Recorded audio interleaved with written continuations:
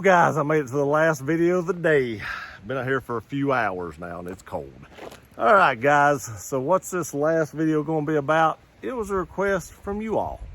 One of you all or several of you all wanted to see some bigger bore guns, some 45s. So today we've got a couple guns that I've never even fired. I've owned these guns for some time. I've never took them out to shoot them. I've owned both these guns probably close to 2 years. Never fired a round through either one of them. One of them's brand new. One of them I bought off a buddy, but I've never put a round through either one of them. And what are they? It is a Smith & Wesson M&P 2.0 threaded suppressor height sights 45 ACP. And I have a Glock 21 Gen 4 45 ACP. So this is just your standard run-of-the-mill Glock. Nothing special about it. And this is just a bone stock Smith & Wesson normal M&P 2.0 trigger that's pretty crappy in my opinion, with a threaded barrel and suppressor height sights that were factory as well. This is not an optics ready version. This is like an older version of this gun, but there again, I personally have never fired either one of these. Again, the Glock is brand new. This one's used. This is the one I was talking about earlier video that I was saying if you was going to carry an M&P, you should actually kind of finely sandpaper this just a little bit. It feels like velvet. It feels really, really good in the hand. And I'm kind of anxious to shoot both these because like I said, I've never fired around through either one of them. So let's talk about the controls a little bit. The Smith does have ambi slide lock levers, and I think, if I'm not mistaken, that the magazine release is reversible in these guns. It is a little more difficult to get to. I ain't gonna say difficult, but I can't keep a normal grip and reach it. I gotta adjust my grip, but a 45 will have a little bit bigger grip. Your takedown lever is right there, and of course there is no safety. So let's take a look at the Glock. The Gen 4 Glocks do not have ambidextrous slide locks. You just have a slide lock on one side. The Gen 5s do have ambi slide locks, but the Gen 4s do not. Your takedown lever is just your normal Glock lever. And to get to the magazine release, I still have to readjust my grip because, like I said, the 45 has a little bit larger grip. Now, Glocks come with plastic sights. Smiths come with steel sights. Automatic, you know, pro to the Smith. I hate these plastic sights. I've actually seen these and owned one of these that this right here crushed, and the white piece actually bulged out the front. I don't remember what hit it. If I'm not mistaken, that was on 10 millimeter, but this front sight got crushed and the little piece pushed out and you had to replace it. Plastic sights are horrible. And the only reason Glock puts these on here because they know you're going to replace them anyway, and it's cheaper for them, in my opinion. Because most people automatically go ahead and replace those. I've just not done it this one yet because I'd owned it for 2 years and hadn't shot it, so what was the point? But today we're going to change that. We're going to put some rounds through it. Not a ton of rounds through it because I'm freezing. We're going to do our normal 10 round shoot. I'm going to tell you what I think about the recoil, and this is going to be a totally unbiased opinion at this point because I don't have thousands round through this gun like I do some other guns. So this is going to be straight up apples to apples because neither one of these have I fired yet. And I'm going to let you know what I think about them, and we're going to start that right now. Okay, guys, first up is the Glock 21. Let's see how she shoots, see what she does. I have shot 21s in the past. I've just not shot this 21 in particular.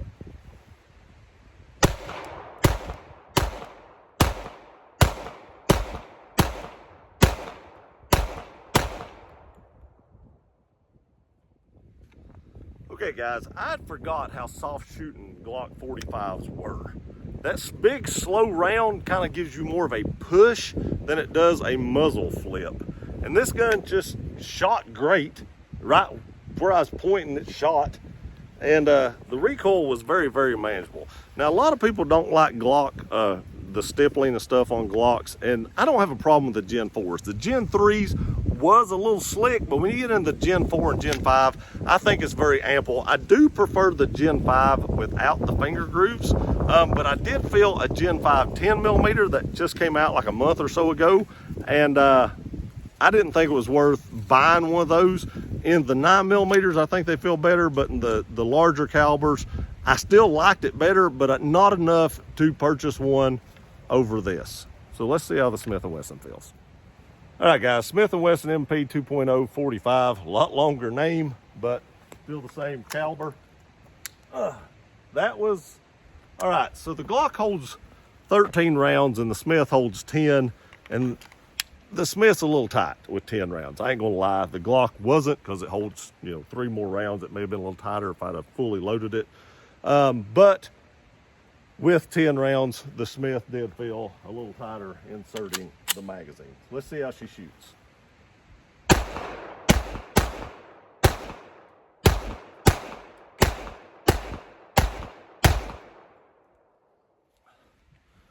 Okay guys, one thing I immediately noticed, this gun seemed gassier to me. I could see the gas bore out in front of me. That was something I noticed right off the bat.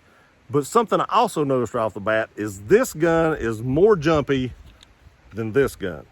Like noticeably more jumpy in my opinion. I could definitely feel the recoil more in this gun. Both guns locked back fine. I didn't ride the slide stop levers like I do on other guns. But that is something that I noticed immediately, is that the 2.0 was more snappy. Now, in my opinion, the 2.0 feels better in your hand, but recoil-wise, the Glock definitely was noticeably different recoil. This recoil felt like it wanted to come up. The Glock recoil felt like it wanted to come back, in my opinion. So, if you think recoil is going to be an issue to you, the Glock may feel a little bit lighter. But let's take a look at the triggers. Okay guys, first up is the M&P. Let's see here. Listen to this. I don't know if you can hear that over the creek. That is gritty. And you can feel that. That's not just gritty. You can feel the grittiness. You can hear it and you can feel it. But you have all this take up here. This is the hinge trigger. They do make a new trigger that is more like a Glock style trigger, which is a better trigger than this one. But I still don't know how I like to compare it to a Glock. My cousin has a 10mm version of this, and he's got that trigger in it, and it definitely feels better than this one. I will tell you that, but this is the one I have to compare to right now. You have this much take up, hit that wall. It's a fairly crisp break. Now wait till you see the reset or lack of hearing. It is not audible at all. Very, very low audible reset. And it's not crazy short,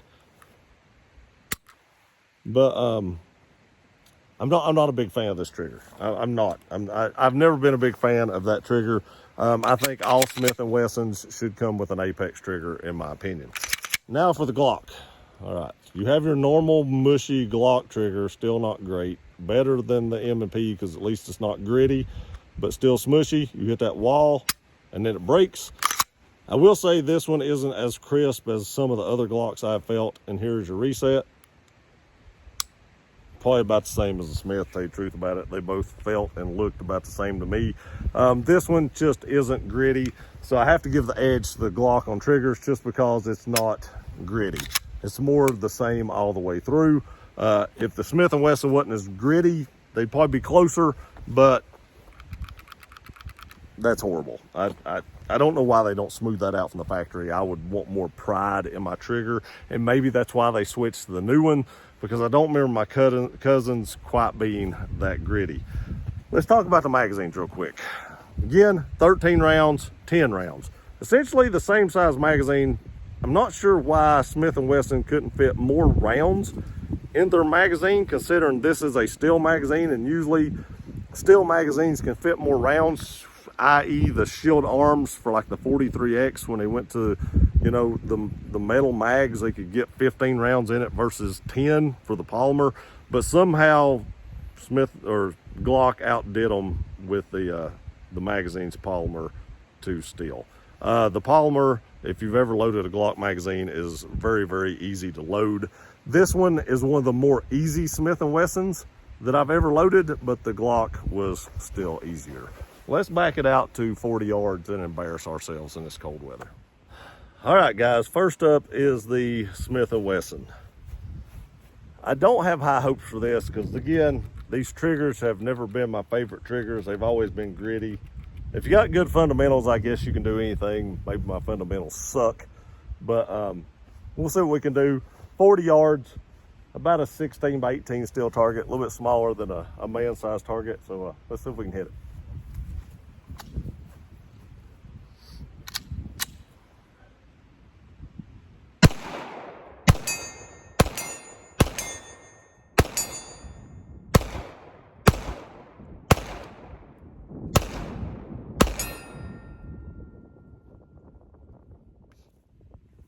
Well, that was about expected. I think I hit it like 4 times, if I'm not mistaken. And I was actually missing on both sides. I was missing a little bit high, and I pulled it down, started hitting, and now I'm on the left. And I missed a little high, like a little head zone. I got left of it, and I got right of it. And but I about 4 out of 10, I think, is what I hit. So this is about what I expected out of this gun. Now you put an Apex trigger in this, and I'm not making excuses for the trigger. It's just me shooting, but with an Apex trigger, I'm sure that would be a little bit more on target. Just my 2 cents. All right, guys, next up is the Glock 21, 40 yards, same ammunition, 10 rounds. See what we can do.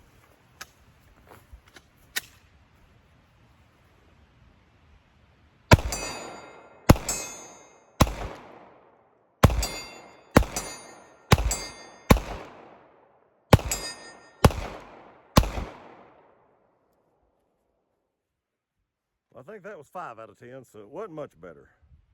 But still, the Glock to me feels like the recoil is better in my hand. It's more of a push back than a flip.